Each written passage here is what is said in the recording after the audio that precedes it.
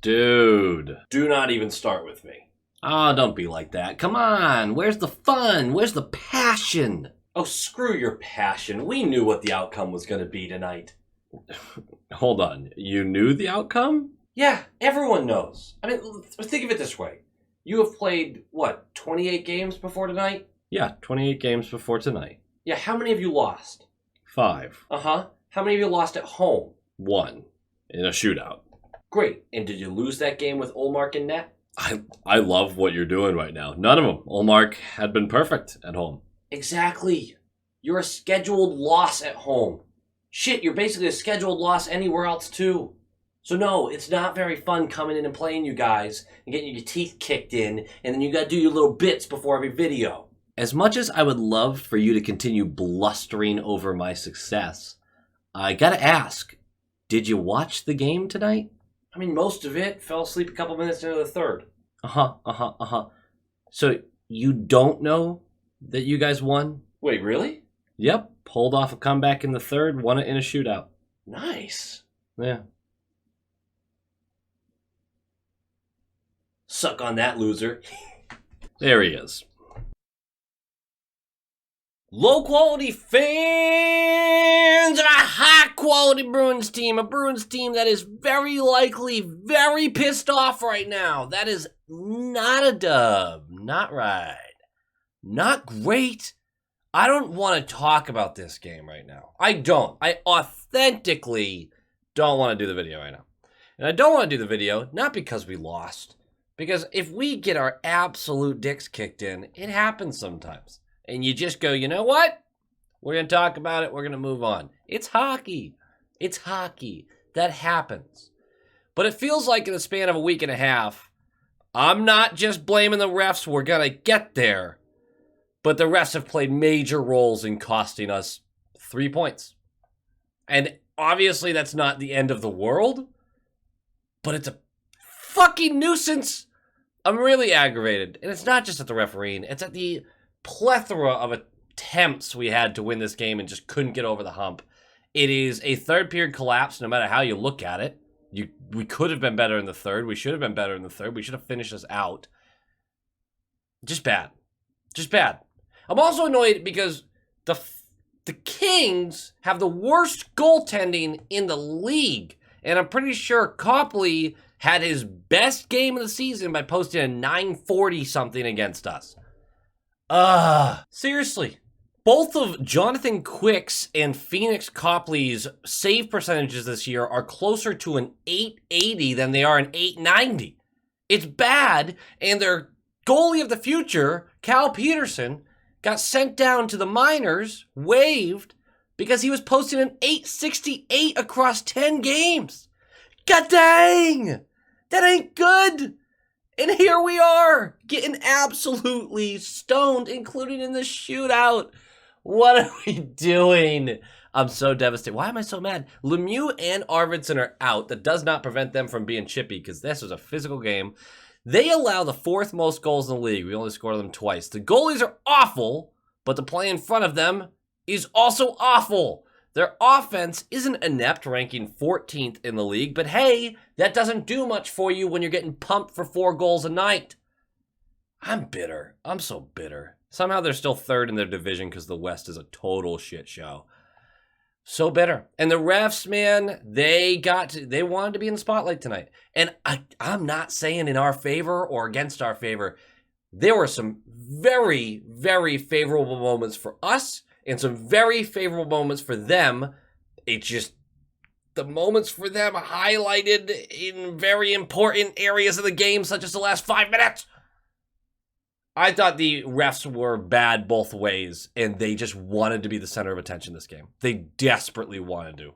They had their fingerprints all over it, and I hate it. One of my biggest issues with the NBA is how many games I walk away from going, the refs played a massive part in that. I hate hockey games where the referees play such a massive part. And again, we had some really favorable non-calls. I'm not just saying this was like we got screwed by the refs, because that's not exactly true. It's just the moments, the game-deciding moments the refs are part of.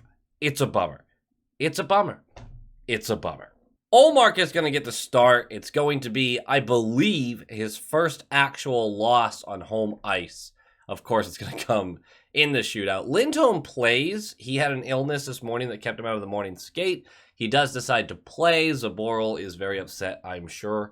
Krejci returns to the lineup. Zaka's back at the second left wing. Hall back to the third left wing. Greer back to the fourth right wing. I'm so sad. I want to yell and get angry and like, comment, subscribe. Gotcha. Also, quick plug, Short Shift podcast we recorded last night with Bruins Network on Twitter. Really insightful guy with a lot of the prospects. So it was a really fascinating conversation. So if you're into that kind of stuff, we talked about a lot of prospects last night. So if you're interested, Short Shift Pod, wherever you get your podcasts. Let's talk about this game.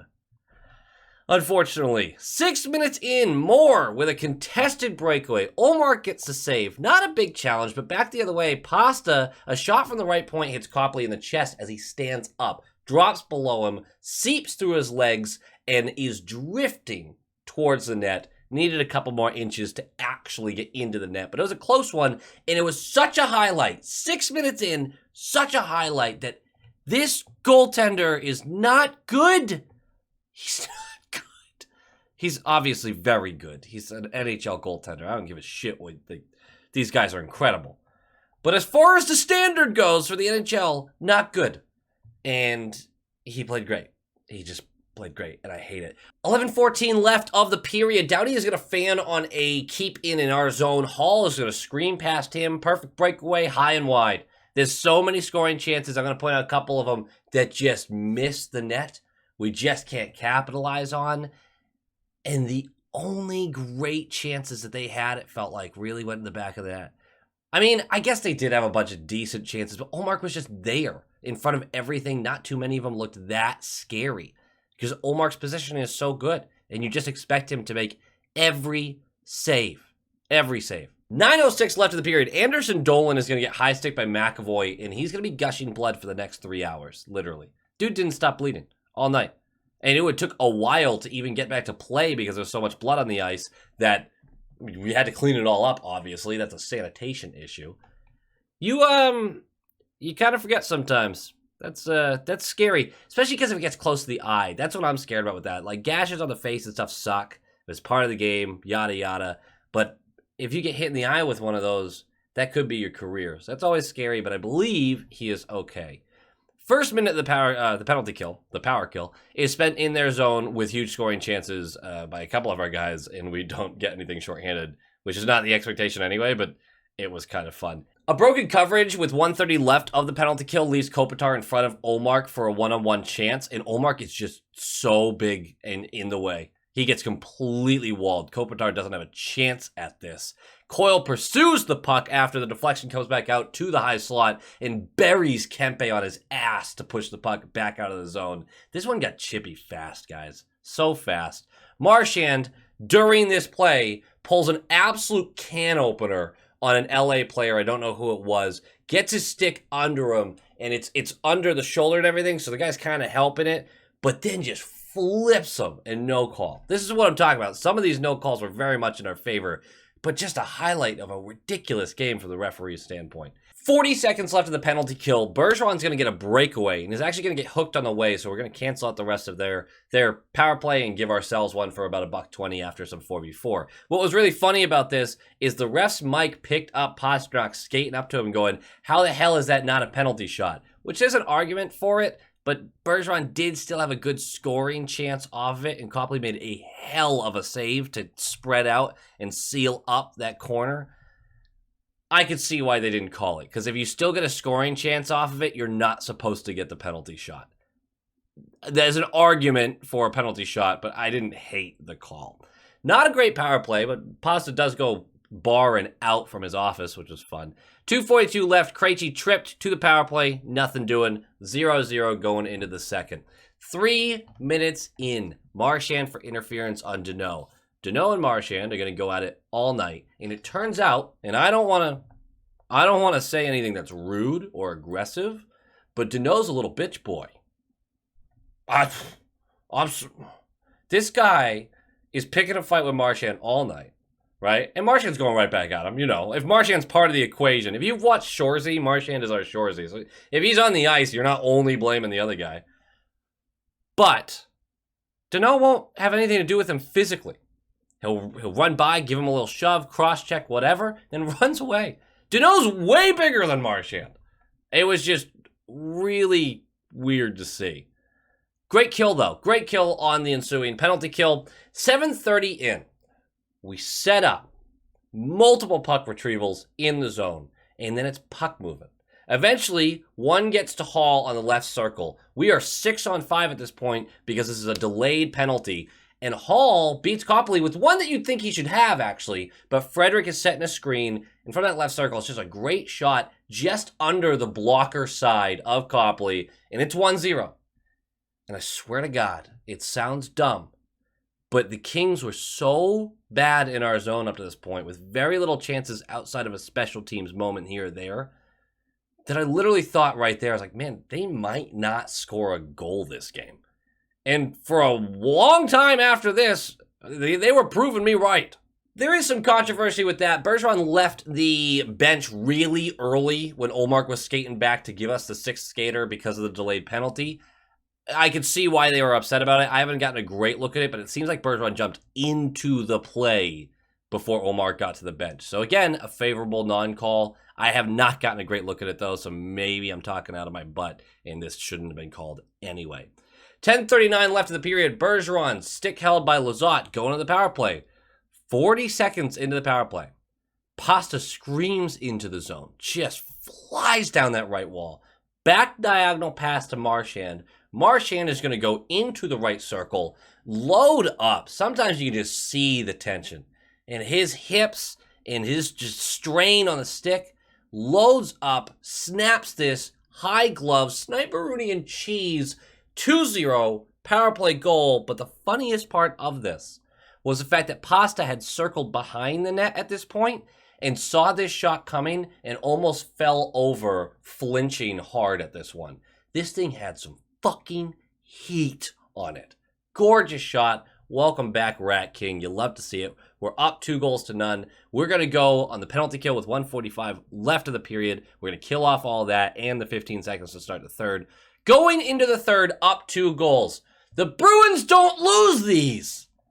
But it turns out we do. It turns out we do. And we're not doing what we should. We're about 9-ish minutes into the period. This is just us taking our foot off the gas. I thought they were really bringing it to us. And it's a low danger chance, though. 3-on-3 transition in the zone. Shot by Fiala from the left point. It's not a great rebound by Ullmark because it hits him and trickles to his left where there's a wide open net. But McAvoy's right there. But the trickling puck goes to Kempe, who is just gifted a good rebound, a good bounce. Go to the front of the net, you'll get rewarded. That's a good bounce for you. It's a bad rebound for Ullmark. He should have done a better job kicking this one out. Is what it is. It's 2-1. They got their goal. Let's finish this, please. And 1 minute later, we're going to the power play. And it's a good power play, but there's no results.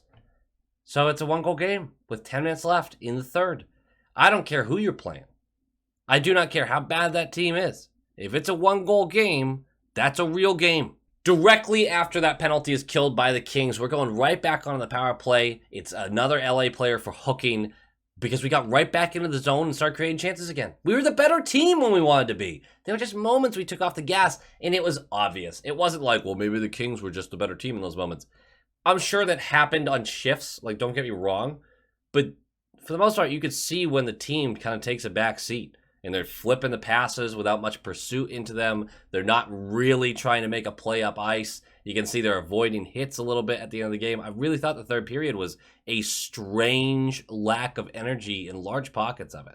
But in the moments that we realized the game was close, we went right back to it. Going back on the power play and no dice again. Look, I'm not saying we have to score on every power play. Our power play has been very good lately. And we got 1 power play goal this game. But the game's on the line. Game's on the line. And the game's on the line even more so. 3:30 left. Clifton for a completely non-existent cross-checking. A cross-checking that is an absurdly bad call. Unbelievably soft. because I literally don't know where the cross-checking happened. Clifton's going to go. We got to kill it. Bad call, kill it. Here's something refs don't usually do. They don't usually double down on bad calls. The next one, unless it's blatant, they're like, okay, we'll walk away. Off the face-off, and it takes 9 seconds, 6 seconds, something for like till the whistle actually goes. Off the face-off, Carlo jumps in to try to get the puck, which is under the ref, because the ref drops it, stands there, and then goes, oh, shoot, instead of immediately backing off. Carlo goes to move his stick in, it hits the ref's leg, then it comes over here, and then he's still fishing and ends up tripping. I want to say it was Kempe, but I'm not entirely sure. And they double down, man. All right, 5v3 for a minute and 54 seconds. We kill like a minute and a half of it, too.